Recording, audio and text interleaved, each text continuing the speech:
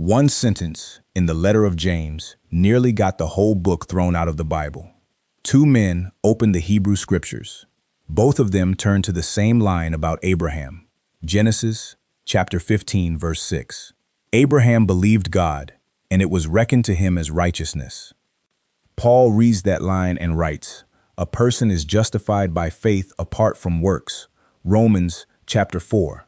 James reads it, the same verse, the same Abraham, and writes, "You see that a person is justified by works and not by faith alone." Chapter 2, verse 24. Same sentence, same man, opposite verdicts. And both of those pages ended up bound inside the same book. For 1,500 years, people have tried to explain how that happened. A friar in Germany thought he had the answer, and his answer split Western Christianity down the middle. But the fight did not start with him. It was already old when he found it. Long before anyone in Germany had an opinion about it, the letter of James was on a list. It was not a good list. Around the year 320, a bishop named Eusebius sat down in Caesarea to write the first history of the church. He hit a problem he could not skip. The churches he knew did not all use the same books, so he sorted them.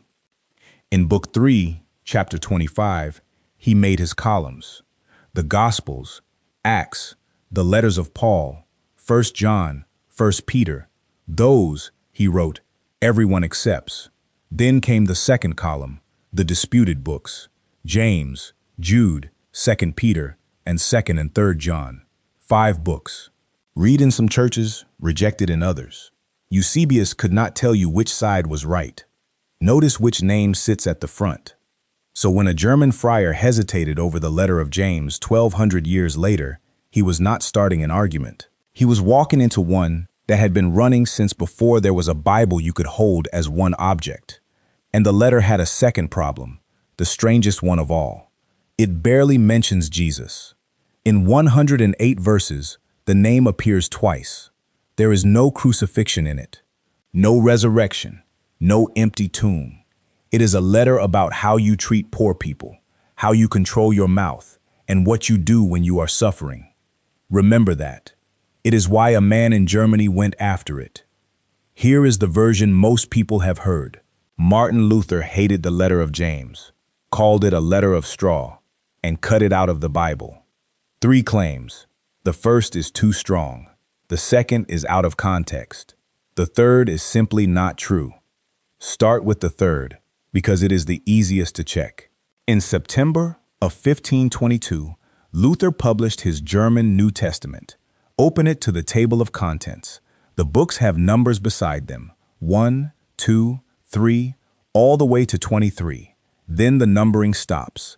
There is a gap on the page, and after the gap, 4 more books with no numbers at all. Hebrews, James, Jude, Revelation.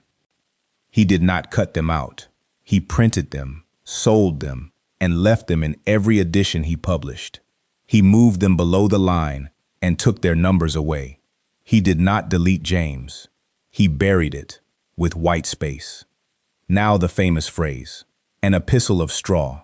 Almost everyone who quotes that line believes it comes from Luther's introduction to James. It does not. It comes from the end of his preface to the whole New Testament, in a passage ranking the books by which ones carry the gospel most clearly.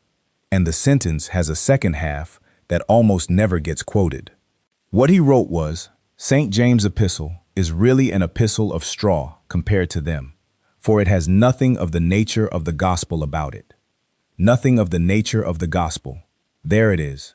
No crucifixion, no resurrection, no empty tomb, Luther counted, and that is his complaint. And compared to them, it is a comparison, not a verdict. In that same passage, he is holding James up against John's gospel, and Paul's letter to the Romans, and 1 Peter, and by that measure, he says, James is thin. In the very same breath, he grants the letter many good sayings. One more detail. The straw line appears in the 1522 edition, and is dropped from his later editions. But that was not a retraction. 20 years later, at his own dinner table, he was still saying he would throw the letter out of his school if he could. He did not make peace with it. He just stopped printing the insult. So the honest summary is smaller and stranger than the myth. Luther did not remove a book from the Bible. He ranked it low, said so once in print, and let the line quietly disappear, while privately never changing his mind. But why would one sentence matter that much to him? Because of what Paul had already done to him. Luther had been stuck for years on a phrase, the righteousness of God. He was taught to read it as the standard God judges you by, and he could not get past it. Looking back, he wrote this down and published it. I did not love, no, rather I hated the just God who punishes sinners. He hated God. That is his own sentence about himself. Then it turned over. He came to read the phrase the other way, not the standard you are measured against, but the gift you are handed. And he wrote, all at once, I felt that I had been born again and entered into paradise itself through open gates. One caution, that is Luther at 62, describing Luther in his 30s. The only account we have, and historians read it as a memory shaped by everything that came after. But it tells you the stakes. When Luther handled a verse about faith, he was not doing scholarship. He was handling the thing he believed had saved his life. Romans chapter 3, verse 28. Paul writes that a person is justified by faith apart from works of the law. Luther translated that verse into German, and in his German it reads, Allein durch den Glauben, alone through faith. The word alone is not in the Greek. It is not in the Latin either. The Bible every priest in Europe had used for 1,000 years. Paul wrote justified by faith. Luther printed justified by faith alone. This is a man who had staked everything on one principle, that Scripture, by itself, outranks popes and councils and church tradition. And here he is, adding a word to it. He knew exactly what he had done and said so in public, in writing. I know very well that in Romans 3, the word solemn is not in the Greek or Latin text. Solum, alone. He knew. In 1530, he wrote an open letter defending the choice from a fortress called the Coburg, where he was sitting out an imperial ban while the imperial assembly met at Augsburg without him, and his movement's confession of faith was handed to the emperor. His defense had two parts. The first was about German. Ordinary German demands the word, and without it, the sentence goes limp. He was translating for a man in a market who would hear it read aloud once. The second was the real one. He wrote that the text itself and St. Paul's meaning urgently require and demand it. Paul did not write the word, but Paul meant the word, and a translator carries the meaning across, not the word count. Whether he was right is a genuine question. People have argued it for 5 centuries. But look at what happened. There is one place in the entire Bible where those two words stand side by side. Faith, alone. Exactly that pair in Greek, with no translator required. James, chapter 2, verse 24. You see that a person is justified by works and not by faith alone. That is the only appearance of the phrase faith alone in the New Testament, and it has the word not in front of it. So a man who insisted on Scripture alone put a word into Paul's mouth, and the word he put there is the exact word the letter of James, a book in the same Bible, a few hundred pages later, takes out of anyone's mouth by name. You can see why the letter bothered him. It was not thin, it was in the way. But all of that is about Luther, and none of it touches the actual problem. The collision is not between Luther and James. It is between James and Paul, sitting in the book, on the page, in Greek, whether or not anyone in Germany ever picked up a pen. So let us do the thing Luther did not do. Let us read James without Paul's dictionary in our hand. Read the letter on its own, and something becomes obvious fast. James tells you what he means. He defines his terms right there in the paragraph, and they are not the definitions the argument assumes. Start with faith. What kind of faith is James attacking? He answers in chapter 2, verse 19, and the answer is one of the strangest sentences in the New Testament. You believe that God is one. You do well. Even the demons believe. and shudder.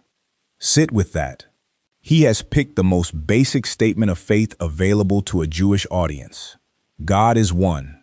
The opening line of the prayer said every morning and evening, and he says the demons can pass that test. They shudder because they know it is true. So the faith James is going after is not trust. It is not devotion. It is agreement. Knowing a fact and holding it to be correct. A demon can do that. Correct information about God changes nothing about you. Now compare what Paul means by the word. For Paul, faith is not agreement with a fact. It is the empty hand that takes hold. When Paul says faith, he means clinging. Two different things wearing one word. Now do it again with works. What are the works James wants? Again, he does not make you guess. Chapter 2, verses 15 and 16. If a brother or sister is naked and lacks daily food, and one of you says to them, "Go in peace, keep warm and eat your fill," and yet you do not supply their bodily needs, what is the good of that? That is what he means by works. Not ritual, not ceremony, not religious performance of any kind. A person in front of you has no clothes and nothing to eat today, and you say a warm sentence and walk past. James is not asking whether you earned anything. He is asking whether your religion has hands. And he does not do this once. 2 verses after Abraham, he reaches for a second name, and it is not one you would pick.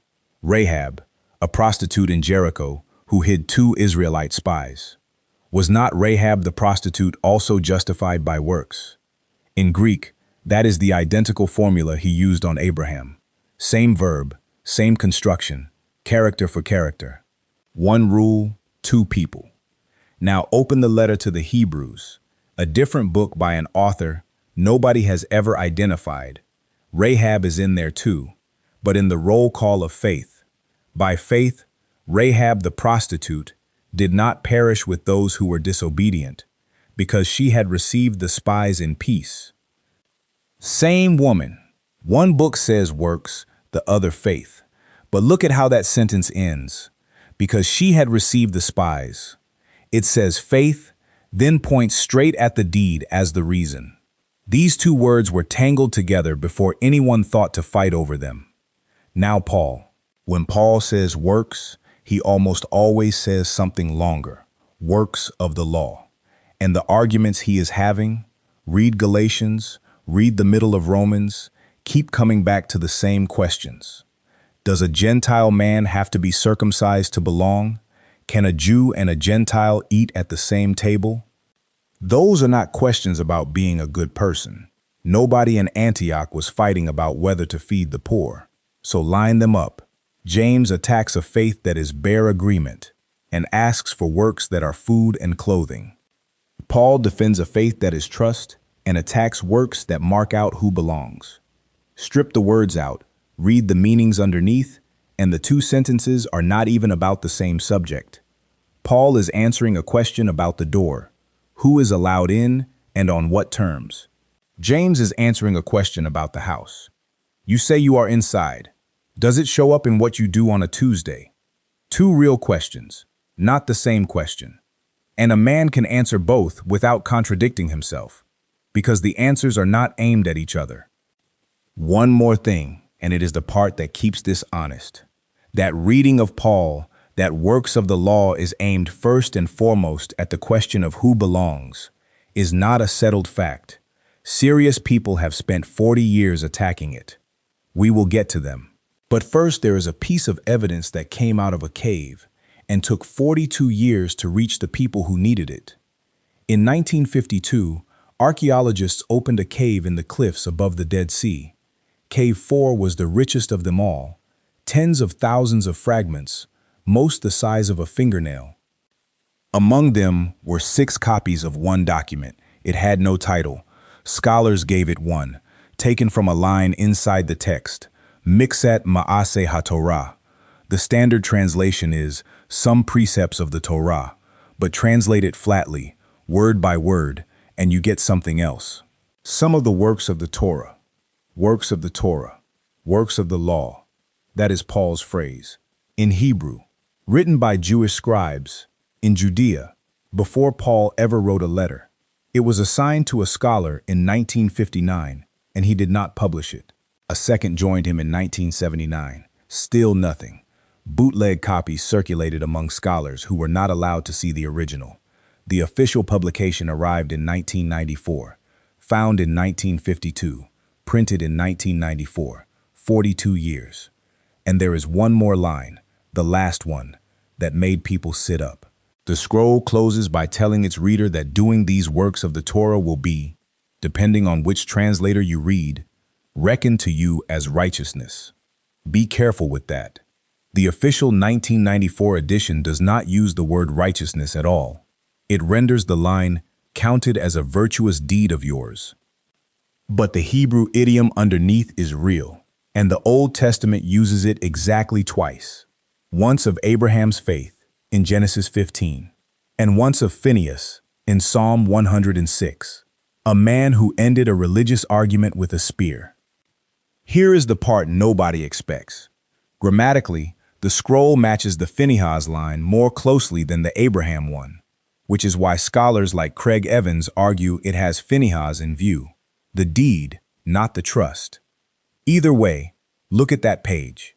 A Jewish text from Paul's own world, using works of the Torah and reckoned as righteousness in one breath, the exact two phrases Paul spends his letters pulling apart.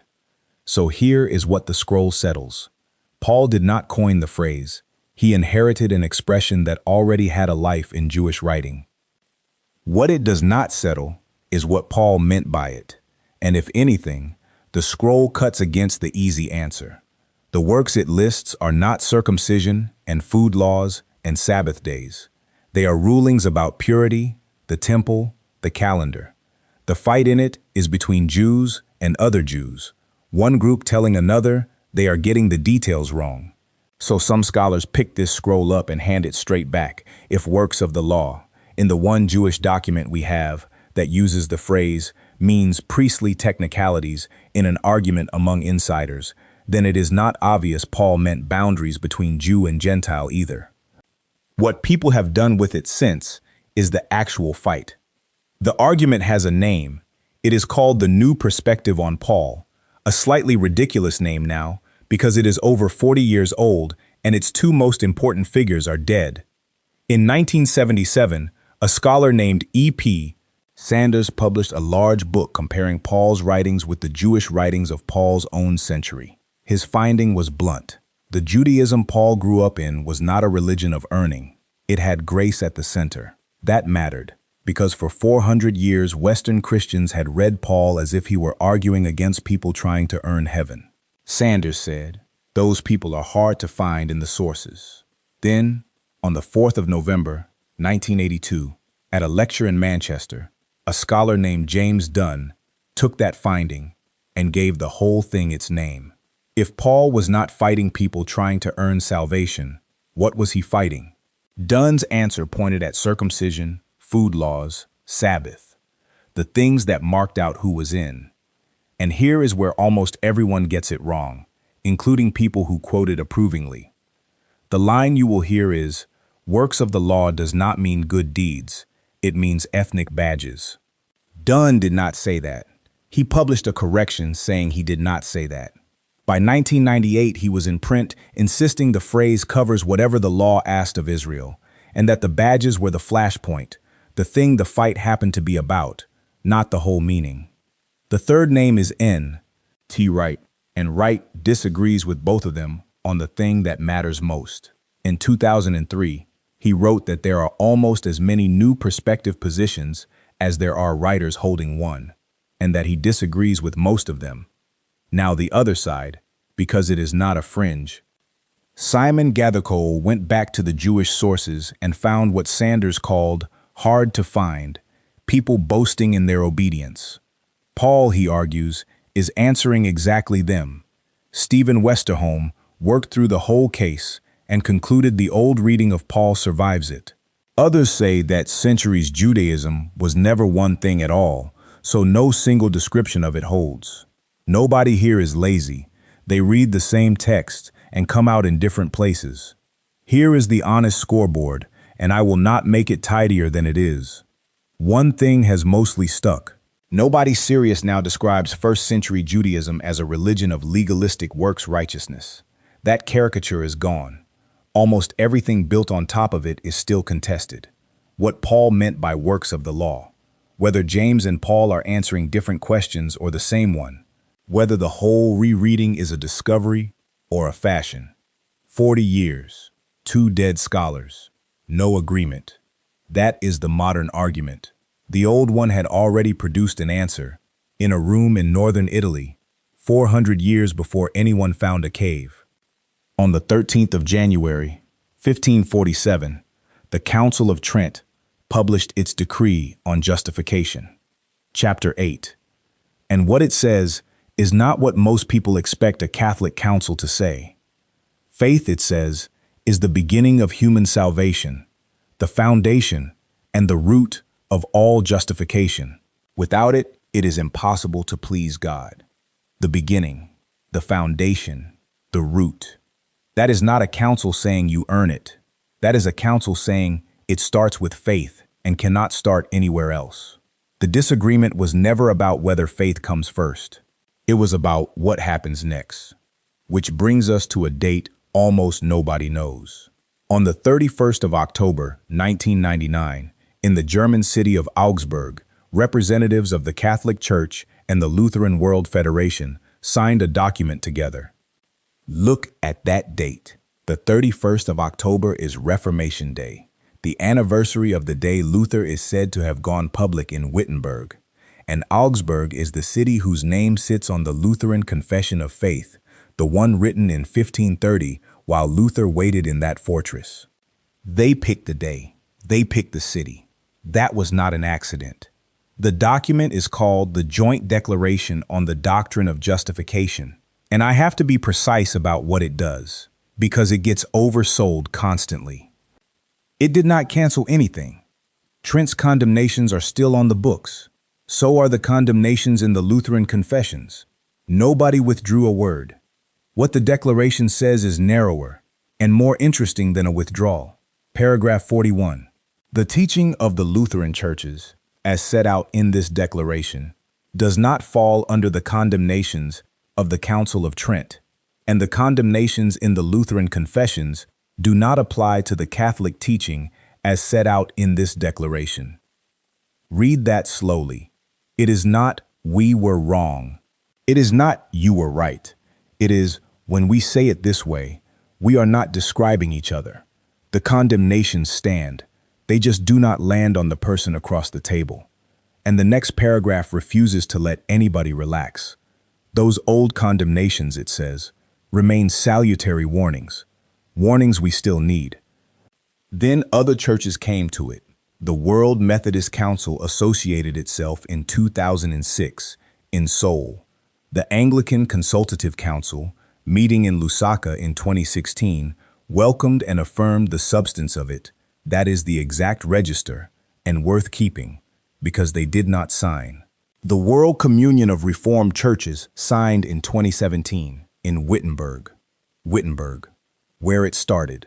So the argument that nearly cost the letter of James its place in the Bible, and did in fact split Western Christianity into halves that have not closed, has been formally narrowed, not solved, narrowed. 452 years after Trent, on Luther's anniversary, in Luther's cities, both sides put in writing that when they say it carefully, they are not condemning each other.